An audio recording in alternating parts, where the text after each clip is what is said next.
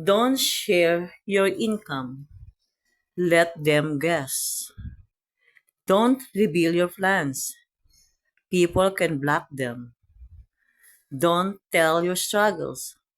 Some enjoy your pain. Don't share your fears. They can be used against you. Don't expose your weaknesses. People can misuse them. Don't break your quiet defense.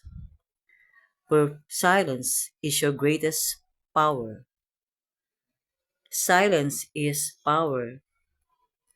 Hello mga ka-Francis! This is ST Mix Vlog. Please subscribe, share, like, and comment. Keep safe.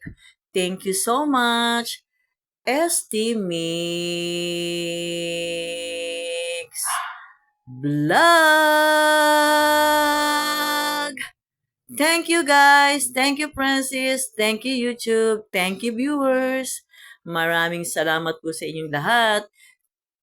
Keep watching. Stay tuned. ST Mix Vlog.